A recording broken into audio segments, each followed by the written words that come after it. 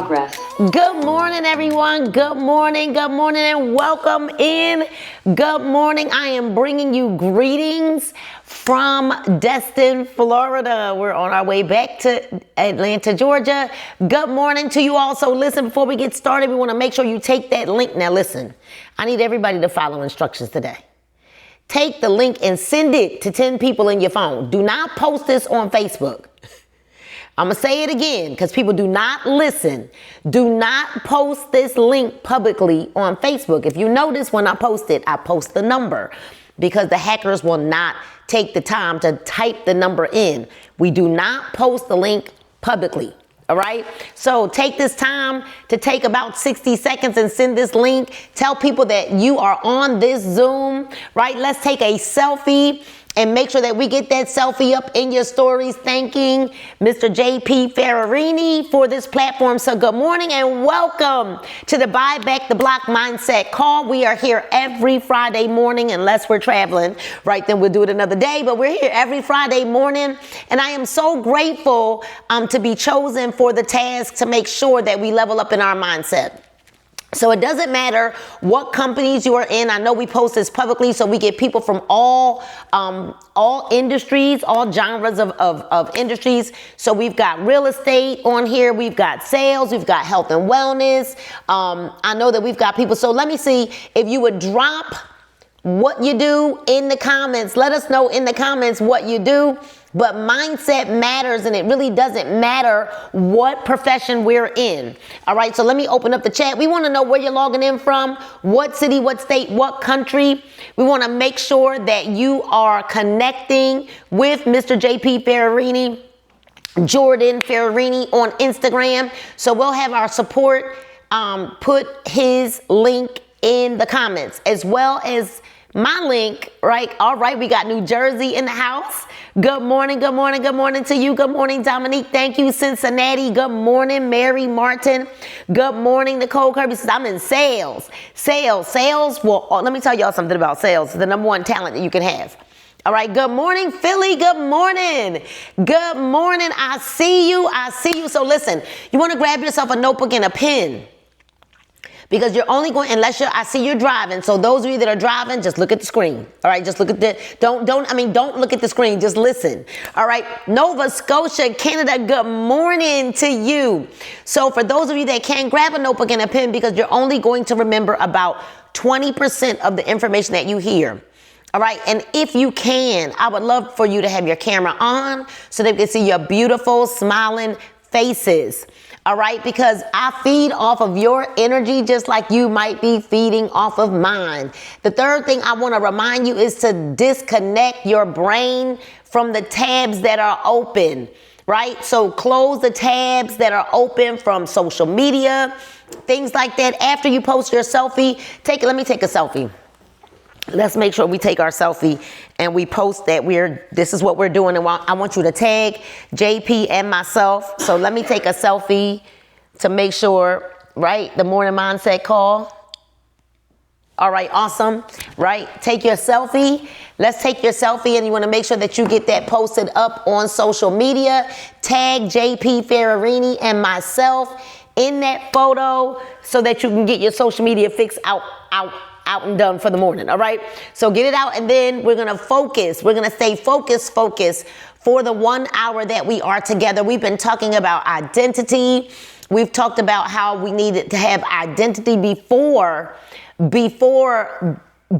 we could look to increase our finance, right? And there are some things that I want to remind you of before we get started, that you're not waiting on permission. And I want to apologize in advance because my notes are to my left, all right? But you're not waiting on permission. So I want to remind you all this morning that you are not waiting on permission.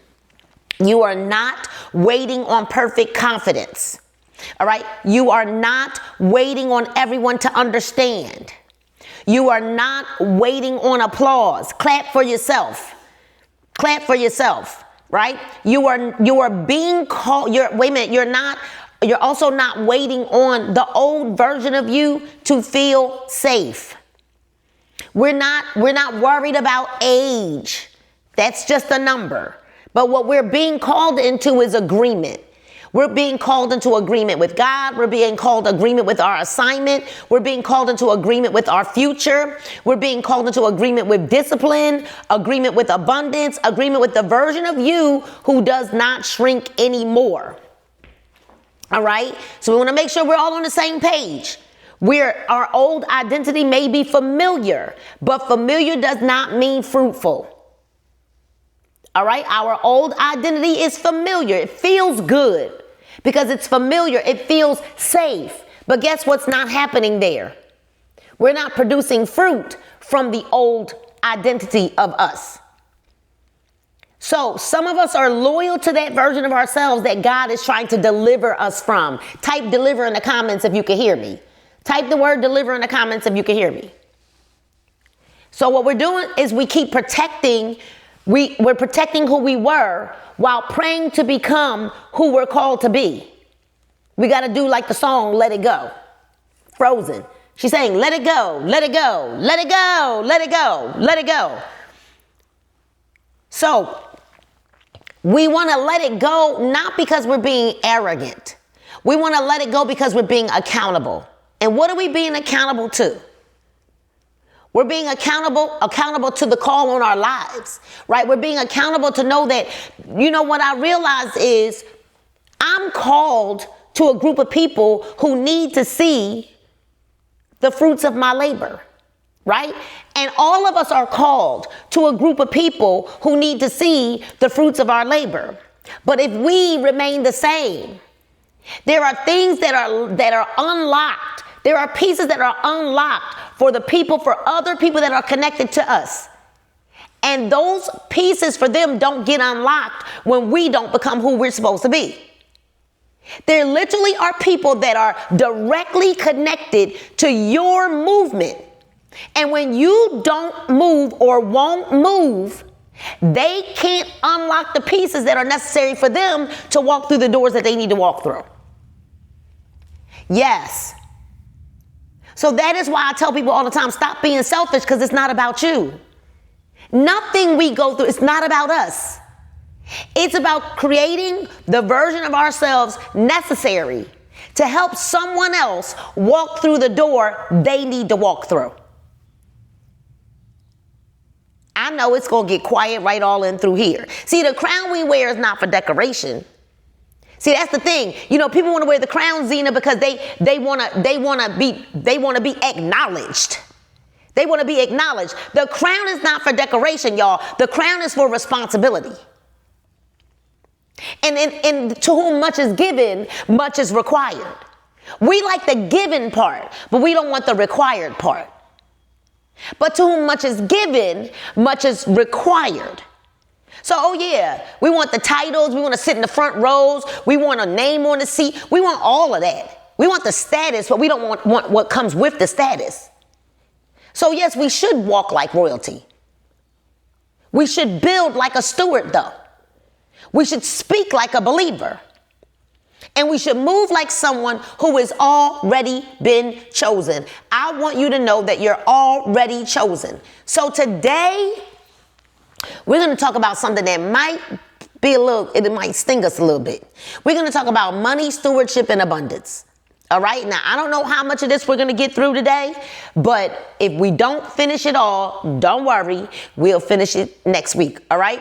But we're going to talk about money, stewardship, and abundance. Money, stewardship, and abundance. Because money magnifies the mindset that already exists. Oh, this is going to be so good. Money magnifies the mindset that already exists. So before we can buy back the block, before we can build the community, before we can help people in their wellness, but whatever businesses you do, right? I don't know if you're taxes and you're real estate, you're health and wellness, whatever the businesses are. Maybe you're in healthcare. It doesn't matter. Money magnifies the mindset that already exists. So I want us to have wisdom concerning money, stewardship, increase, ownership, and abundance. Wisdom, right?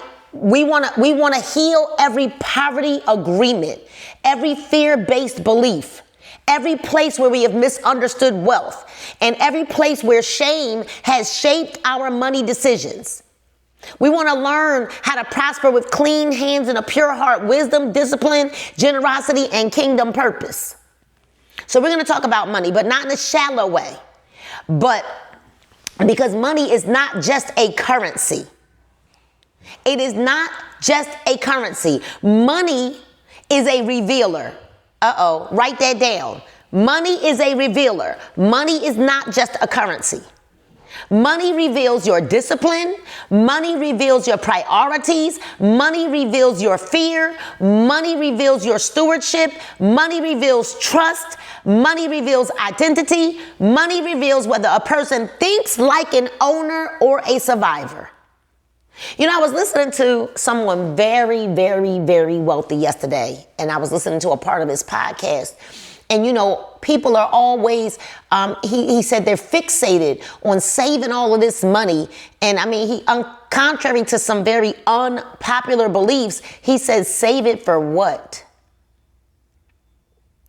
And I was listening to the podcast. This is a very, very, very wealthy person. And I was like, wait a minute, taken back a little. I had to listen to it 3 times because I needed to understand where he was coming from, because he said, You're saving it for what? You can't take it to in the grave with you. So we're going to talk about that another day. Money does not create our mindset. What it does is it exposes us. Money reveals whether a person thinks like an owner or a survivor. Money exposes us. Doesn't create the mindset. It exposes it. If a person is fearful with little, they may become more fearful with more. So let's think about it. We talk about the talents, right? Let's talk about the talents, and let's think about the gentleman or the gentleman who decided he was going to bury his talents. You understand what I'm saying? And think about the 2 that multiplied what God gave them, but the one that buried their talents. You know, I think about the fact that everywhere I go, I am looking to spread what it is that I have. Right? Everywhere I go, I'm looking to spread the good news. Everywhere I go. And if it costs me a little something, then I believe that that's why we have the resources given to us, and that God is watching to see what are you going to do with what I've given you. Because it appears like sometimes the more people have, the cheaper they act.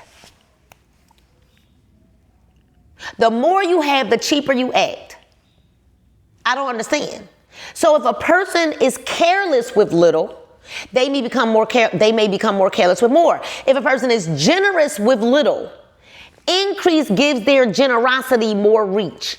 And if a person is disciplined with little, more gives their discipline greater assignment.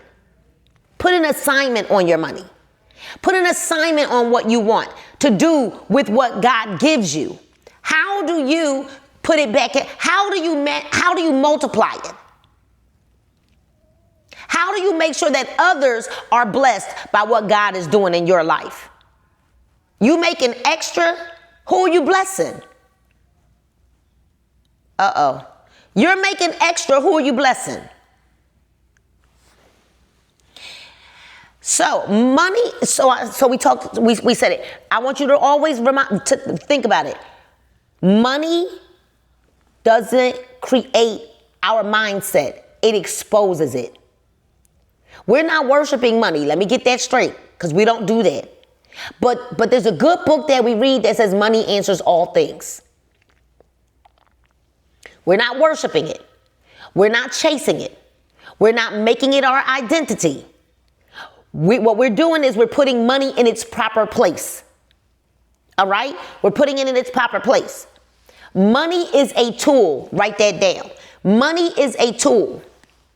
Money is a tool. And stewardship is the assignment. Abundance is a mindset. It's a mindset. And wisdom is the protector. All right? Generosity is the posture. Oh, that's so good. Purpose is the reason. So money is a tool. Stewardship is the assignment. Abundance is a mindset. Wisdom is the protector. Generosity is the posture. And purpose is the reason. And we got to make sure, and I'm going to make sure that I help you understand that not only is abundance your birthright, I got to make you comfortable with abundance. Because believe it or not, a poverty mindset was taught. I know. Poverty, I know, it's okay. I know it's going to be real quiet right here. But a poverty mindset was taught. I'm telling you, it was taught. The environment, it was taught. It was taught. So we got to unlearn some things, because abundance is not greed. Abundance is agreement with God's nature. It's not greed. Some people have been taught to be suspicious of abundance. And what do they say? Y'all, what are some of the things they said? Fast money. You better be careful. You better be careful if you're making all that fast money. Where did you hear that from? Well, who wants slow money? It doesn't even make sense. Do I want slow money? Money is a currency, and I got to be worried about fast money. Think about it. Think about all of the things we were taught. Money don't grow on trees. Well, actually, right? How many people heard money don't grow? Money don't grow on trees. Come on, it's what we heard. We were taught, be suspicious. Oh, they came up. Look at, they making all that money now. You better, what they doing? What are they doing? So think about it. We've been taught to be suspicious about abundance. So people think that wanting more means that you're not spiritual. You know why? Because all your life you've been taught, just be humble. Just stay humble. Humility is for God. Humility is for God. See, this one is good. Humility is for God. You're supposed to walk around confident. Royalty. Humility. You know, when I think about the way when you watched Prince Diana, right? When you watched her come onto the screen, how did she walk? With her head up. You don't see people you don't see royalty walk into a room and put your head down. No, because we're royalty. I got to help you understand. I got to help you understand. So we were taught that wanting more wasn't spiritual. We were taught that wealth automatically meant greed. Oh, come on. Y'all know I'm telling the truth. We were taught that struggle is somehow more holy than stewardship. That struggle, like we're supposed to struggle. No, we're not supposed to struggle. We were taught that barely making it was being humble. No way. No way. So lack is not holiness. Poverty is not purity, and brokenness is not spiritual maturity. Yes, he did, Karen. He said he was confident.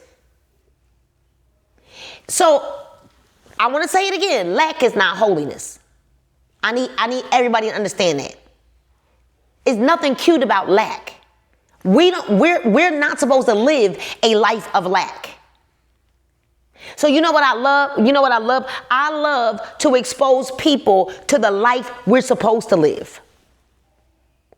Whether it's bringing them to my home, whether it's taking them to eat at places where we're supposed to eat, where the food tastes different because the food is good and not this crap fast food. Like, think about it, y'all. Should we really be eating fast food?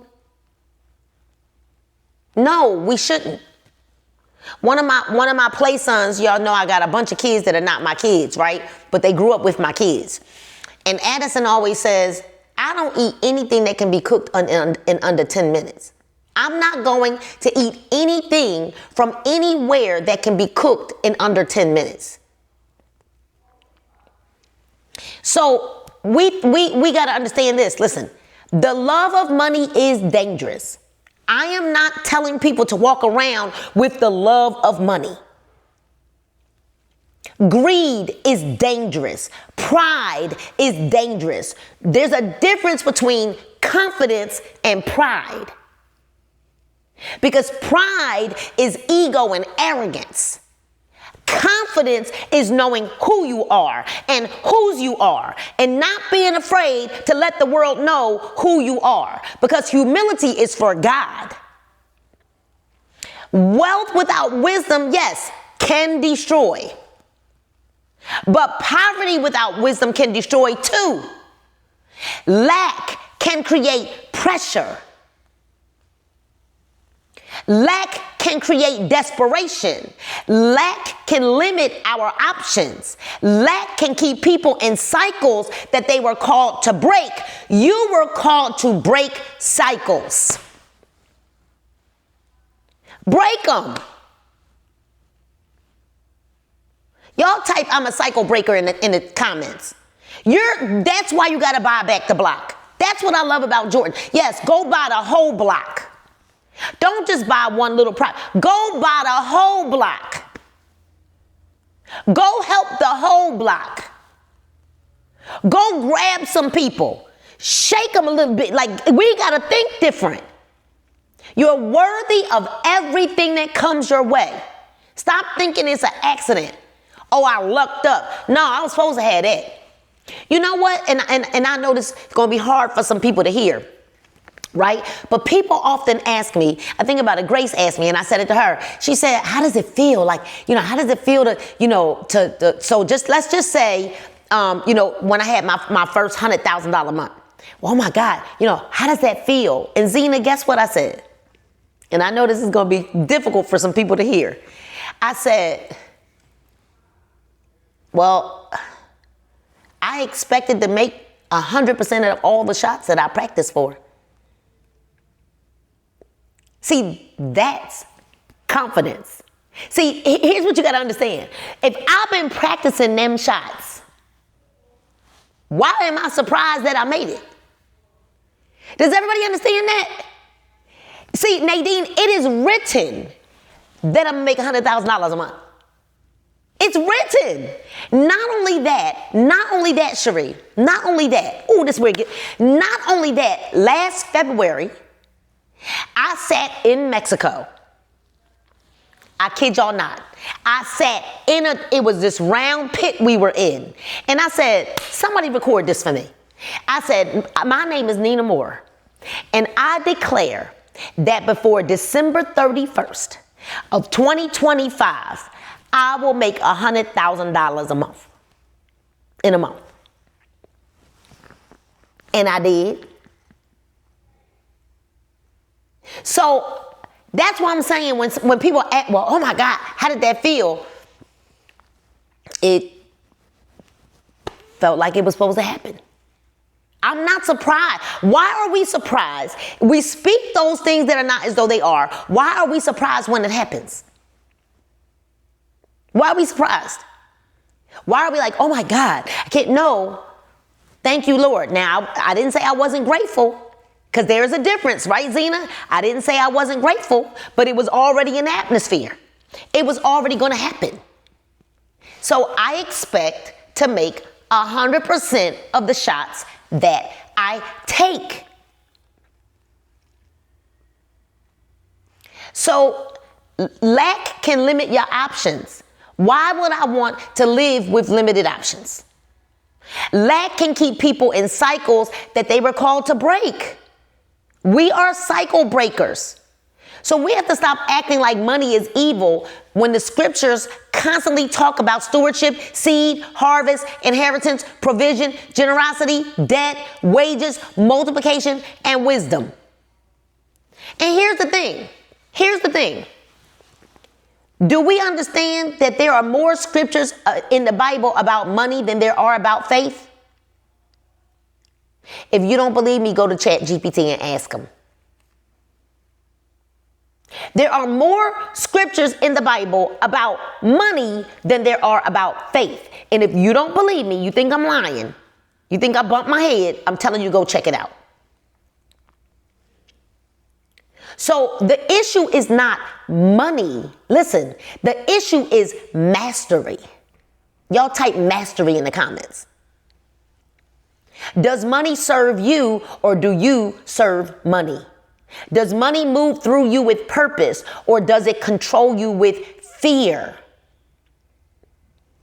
Do you use money as a tool, or do you use money as proof of worth? Money is a terrible God, but it can be a powerful servant. I want you to write that down. Money can be a terrible God, but it can be a powerful servant. I want to take a moment to remind you that abundance is not greed. I know that's the way that we were taught to think. But abundance is not greed. Abundance is not greed. Abundance is having enough to obey God without being strangled by survival.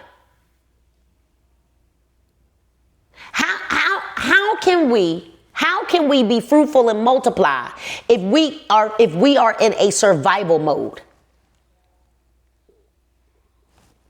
How? We can't. We can't even be free, listen, to operate in all of our gifts if we're in survival mode. See, I know what it's like to be in survival mode. That's why I'm telling you, I know it don't feel good. And here's the thing, Zena, I am the same meaning I didn't change physical form. This is what changed. In order for me to become the person that was in survival, to leave the person who was in survival mode behind and to become this Nina who knows how to operate in abundance, I operate in a frequency that attracts the abundance, I had to do what? This. My mind. So does money serve you, or do you serve money? Think about it. Abundance is having enough to, okay, Lord, I can actually do the work I was called to because I'm not in survival mode. Abundance is having enough to give. It's having enough to build, enough to create, enough to rest, enough to serve, enough to say yes to the assignment, enough to leave an inheritance, enough to fund solutions. The blessing should come through us. And we got to stop doing stuff looking for something in return. I think about it. I think about the years of sowing. The years of sowing. Years. Let me say that. Years of sowing. Years. Here's what's crazy. In business, in the business that I'm in, you guys, the person that I'm in business with earns a lot of money because I'm in the business with them, right? But every time I see them, I bring them a gift. I don't care if it's a book. I don't care if it's a notebook. I don't care if it's a clothing item. I don't care if it's an ink pen. I don't care if it's perfume. I don't care. Every single time I see them, now they already make a lot of money off of me because I'm in business with them. And from the muscle, it's work that I do from the muscle. Ain't nothing I don't have anything given to me on a silver platter. All right. And every time, you know why?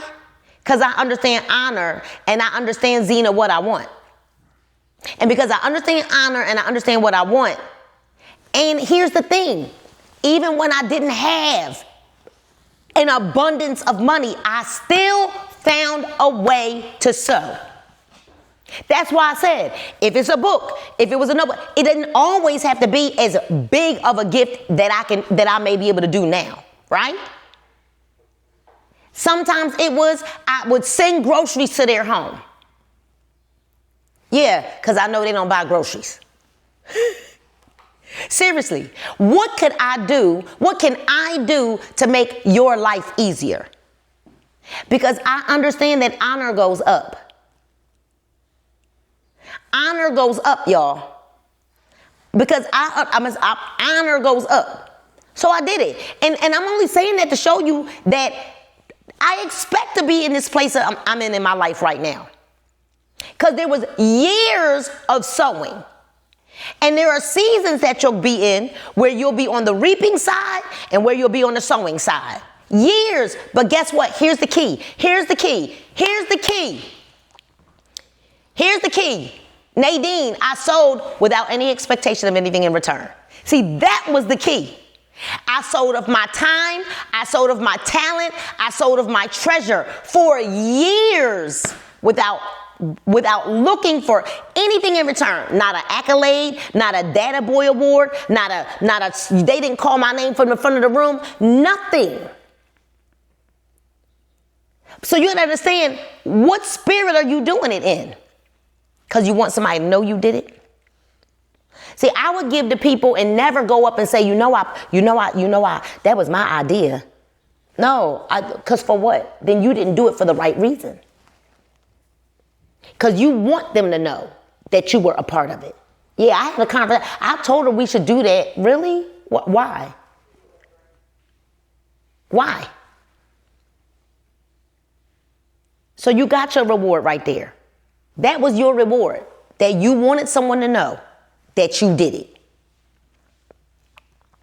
So abundance is having enough to say yes to the assignment. Abundance is having enough to leave an inheritance, enough to fund solutions. Can you fund the solution? We had something arise this week. And guess what? How great does it feel, Paul, to know that when it happens, we're not even going to worry about that. We'll just take care of it. For someone else. Because abundance is having enough to fund the solution. That's not a problem because we can fix that. So here's what we got to understand. Kingdom abundance is never about you having more. It's about more flowing through you with purpose. Y'all write that down. Kingdom abundance is not about you just having more. It's about more flowing through you with purpose.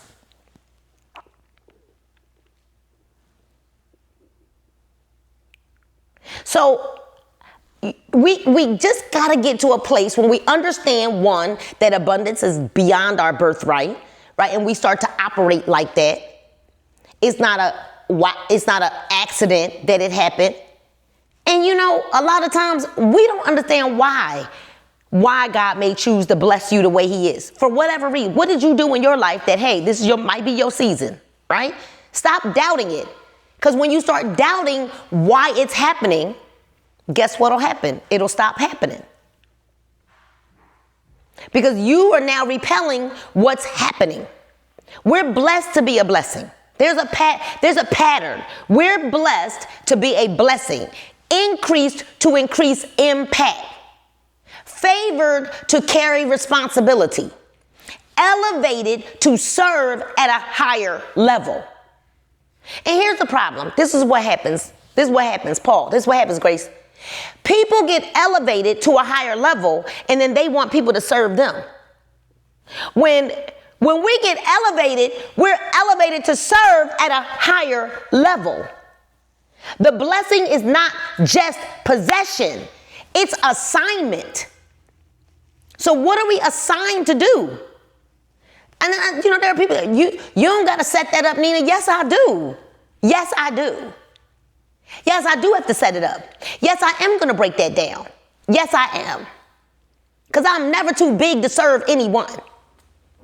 Yes, I certainly am. Now, I might not carry something heavy, but what? Stand around waiting for somebody to, no, we're gonna break this down. We're gonna clean this up. We're gonna pack this up. Because who are we to think that now we're just, no, we're Miss Prissy gonna sit on the throne. No, we are elevated to serve at a higher level. Come down off the high horse. We're elevated to serve at a higher level. The blessing is not just about possession, it's the assignment. This is what separates greed from kingdom wealth. Because there is a difference. So greed says, how much can I keep? Stewardship says, how much can I multiply and manage for my purpose?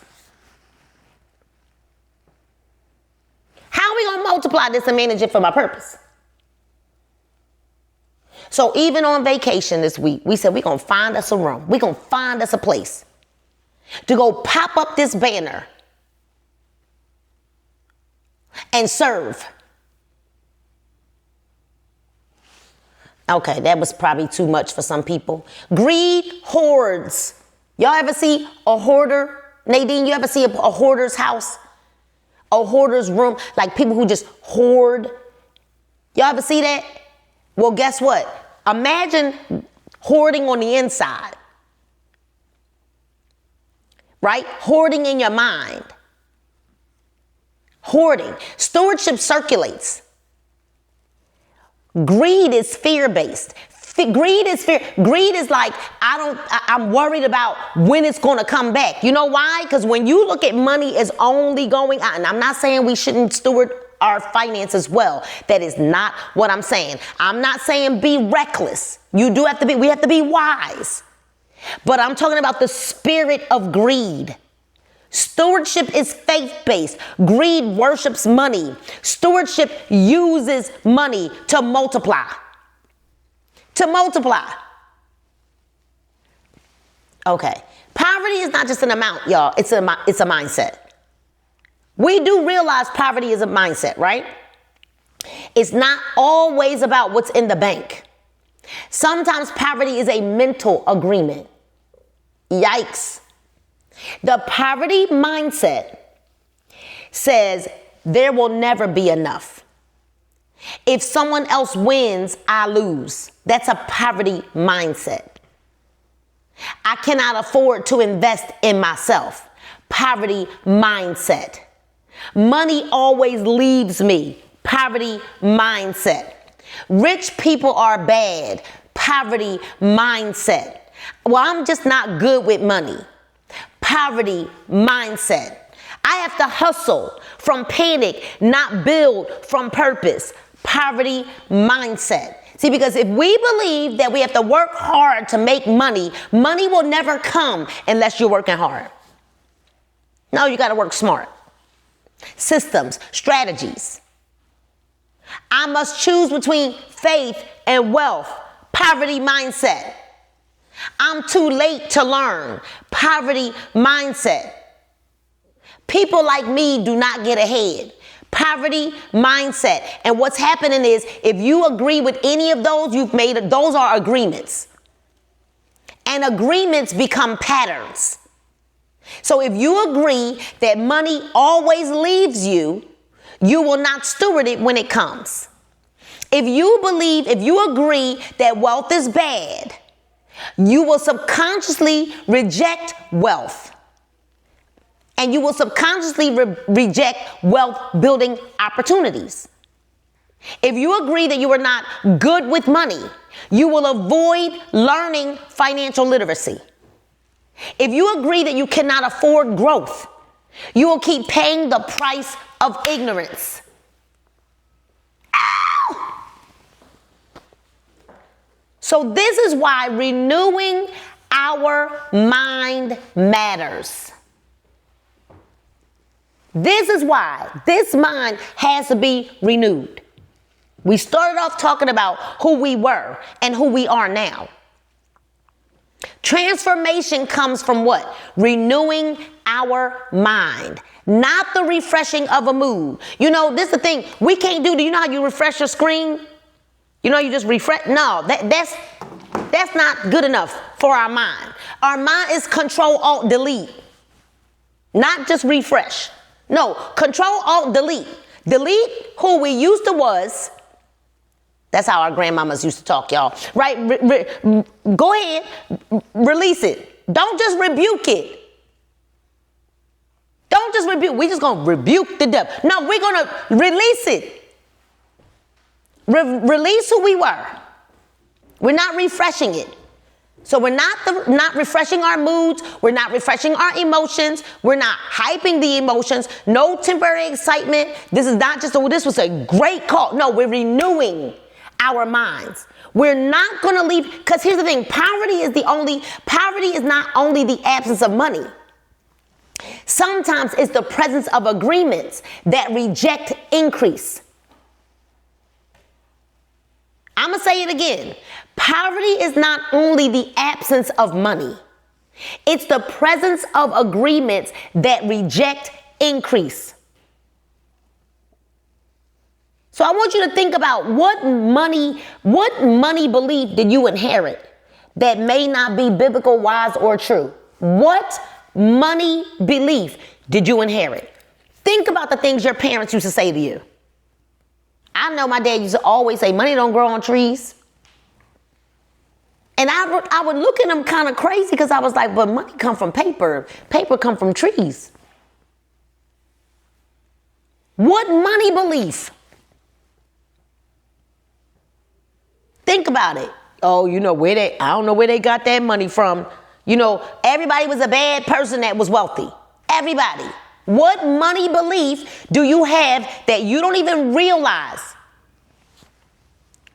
How about when you always heard this? We can't afford that. Rich people are greedy. You got to work yourself to death to make money. Come on. We were taught that. Talking about money is wrong. We shouldn't talk about money. How many of you, because let me see, there's 58 people on this call. I bet you we don't have 30% who could say that their parents had money conversations at the dinner table. How many of you can say that your parents had money conversations at the dinner table? Did not.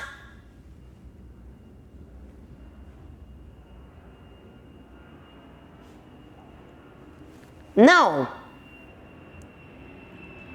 It wasn't talked about. Rarely. I'm going to tell you it wasn't talked about in African American families. Because our families were in struggle. They were in struggle. Just the conversation's right. Oh, wanting wealth is selfish. See, those are the kind of, I will always struggle. It's just too late for me. I do not understand money. All of those things are things that we heard. So some of you are not just fighting your own thoughts. You're fighting an inherited language.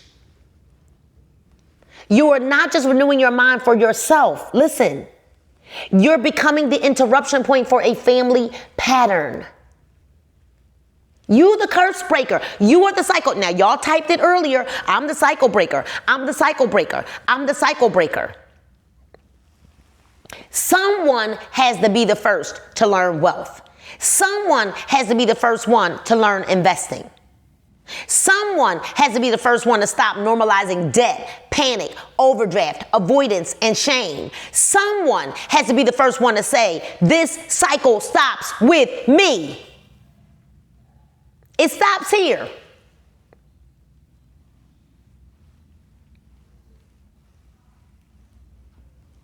I love it, Karen. I love it. I love it. I love it. I love it. It's funny. Recently, you guys, we signed Paige up for a golf club, 6-week summer golf club, and she was like, well, I want to go play basketball. And I said, you going to play golf. Now, some of y'all going to understand why I said that right away. Right?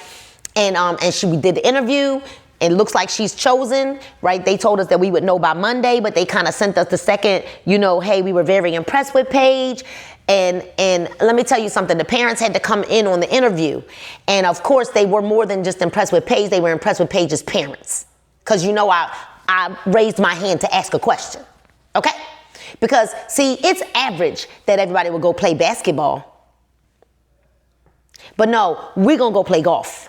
You're gonna go play golf, all right? And in this golf club, guess what they teach? Financial literacy. Because they don't just play golf, right? She's the only homeschool kid in the entire program. But I'm trying to tell you that in order for you to have something different, it requires putting yourself in a different environment. Does this make sense? Proximity, yes, is everything. So we got to understand, because someone has to be someone, right? If her parents are doing all that they're doing in business, something different got to come from her. Do we understand? So we got to understand, stewardship is the proof that you are ready for more. Because everybody says that they want more. But more is not just a blessing. More is responsibility. Everybody want more, but more is responsibility. More money requires more management. More clients require more systems. More leadership requires more emotional maturity. I'm going to stop right there. More leadership requires more emotional maturity. More visibility requires more humility. More influence requires more integrity. More territory requires more discipline. See, people think that the higher you go, the easier it gets. No, Nadine, the higher you go, the more is required of you. People always show me that they're not ready for elevation by what they say out their mouth. Because, yes, the money will elevate, but does your mind elevate to match where you're going? So people often pray for the harvest and then they mishandle the seed. And God is watching our stewardship. So we got to be faithful when we've got much, but we've got to be faithful when we've got little. We got to handle the small things. When we can handle small things, that's the training ground, the breeding ground for being able to handle the big things. So if we can't track $100, why would more money automatically make you steward? But you can't track what you did with the 100. You can't track what happened to the 1,000. And you want more. It's like having a car and you keep it filthy and nasty and never have any gas in it, but then you asking God to bless you with another car. Oh, I need a better car. No, you need to take care of the one that you got. If you cannot follow up with the people, why would a larger audience fix your business? When you suck at follow up now, you don't talk to the people now. If you cannot show up for your community calls, your team calls, trainings, why would leadership become easier with hundreds of people on your teams?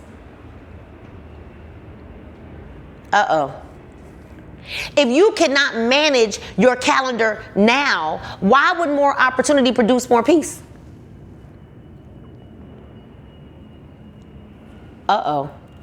More does not fix mismanagement. More exposes mismanagement. Because here's what I know about God. He will not multiply what we refuse to manage. So we can't stay on task now, but we want double what we've got now, and we don't stay on task now. And that is not condemnation. because I don't do that. But we do correction. If you want more, start managing what is already in your hands. Manage your time. Manage your money. Manage your mouth. I'm not stuck. The signal didn't go bad. I didn't drop it. I just want to make sure that one landed right there. Manage your mouth. Manage your energy. Manage your emotions. Manage your calendar. Manage your follow-up. Manage your word. See, you do not prove readiness for more by asking louder. You prove readiness for more by stewarding better. There are some things I just won't say out my mouth now. I just won't. I won't say things out. There's certain things I won't say out of my mouth. Certainly there's certain things I won't say out of my mouth, especially when people who I consider babes, like babes in a bed. I'm never going to talk bad about anything or anyone around someone who could be influenced by my words. I'm just going to have to pray about that one. Or wait till I am in a space where I can get home and talk to my husband to talk it out, hash it out in my mind. Be careful what you say out your mouth. So here's the thing. Let's think about this. Do we even know these things? What comes in every month? What goes out every month? Do we know what we owe? Who we owe? Do we know what we're building? Do we know what we're wasting? Do we have a giving plan, a saving plan, an education plan, right? A debt reduction plan?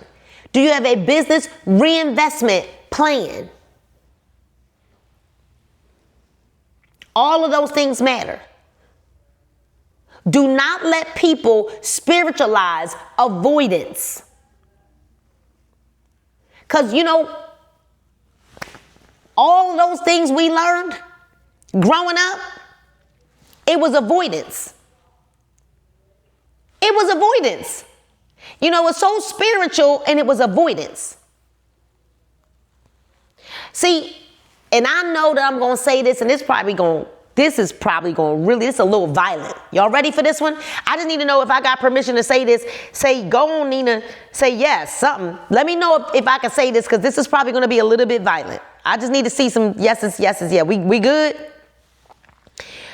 Prayer is powerful, and y'all know I believe in the power of prayer. But prayer is not replacement for stewardship. Faith is powerful, but faith is not an excuse to be financially blind. Declarations are powerful, but declarations without discipline become noise. So all of that foaming at the mouth, laying at the altar, and we don't get up and decide to be a different person doesn't matter. You cannot declare abundance and avoid the bank account. I know, We cannot declare wealth and refuse financial literacy. We cannot declare overflow and ignore budgeting. We cannot declare prosperity and keep spending to soothe our emotions. We need faith and financial discipline. Prayer and planning, sowing and systems, belief and behavior. How are we going to buy back the block? How are we going to change the community? How are we going to help the people directly connected to us? So entrepreneurs, we got to become owners, not just earners. Owners. Businesses, we should be multiplying our businesses. An earner only thinks about income, while an owner, owners think about assets, systems, leverage, relationships, reputation, intellectual property, brand, leadership, legacy. Those are the things entrepreneurs think about. An earner asks, how much can I make today? An owner asks, what am I building that can multiply? So like my business, I know it happens in the community too, in the Buy Back the Block community, but in my line of business, how much am I going to make? Or how much are you going to build? Is my question. You come in asking what you going to make, what you going to build? What you gonna build? What we gonna multiply? Earners, here's the thing. Earners chase transactions. Owners build trust. An earner wants quick money. An owner builds long-term value. An earner panics when sales slow down. An owner studies, adjusts, improves, and stays in motion. Terica, let me tell you something. If my sales ever slow down, I know exactly. I don't have to wonder why it slowed down. I know exactly why it slowed down. Me. All I got to do is track my behavior, right? I can track my systems. Am I actually doing the systems? No, me. I don't look around like, oh, you know what? Because if the product that I'm selling had the same power a month ago or a week ago, it got the same power right now, then guess what? It ain't the product. It's me. And we got to understand, in business, there are ebbs and flows. No one just stays up every moment of the day, every day. So earners panic when sales slow down, while owners say, let me adjust. Let me reevaluate my behavior. Let me reevaluate my systems and strategies. And they stay in motion. An earner spends everything. An owner reinvests. Earners eat their seed. Soon as they come in, they just start eating their seed. An earner works from desperation. An owner works from assignment. You are all on assignment. You cannot build wealth with an employee thinking only. You have to become a builder, a problem solver, a decision maker, a risk manager, and a steward of value. This is especially important for people building businesses, teams, communities, personal brands, and financial literacy movements. We're not just selling a product. We're building trust. You're not just posting content. You're shaping people's perception. You are not just inviting people. You're solving problems. You are not just recruiting. You're developing leaders. You are not just making money. You are building capacity for impact. So when we look at it bigger like that, you stop just haphazardly, I'm going to just put up this post. No, what I look like when I walk out the house matters. What I smell like matters. Who am I attracting? Who I'm becoming. Because who I'm attracting will all be dependent upon who I'm becoming. You want better people around you? Become a better person. It's as simple as that. See, there's some laws that we can't bypass, and we're going to make sure we start. I'll go back to this. I'll finish this up next week because we still got a couple of more points in this lesson, but we're right here at the top of the hour. So here's the deal, y'all. The moment that we change the way we think about money and stewardship is the moment that our life will change. We are all here on assignment, and we recognize and realize that we're on assignment, that our life is not our own, and who we become is more important than you think. Then guess what? As we elevate, be ready for more responsibility and just own it. Mindset we need.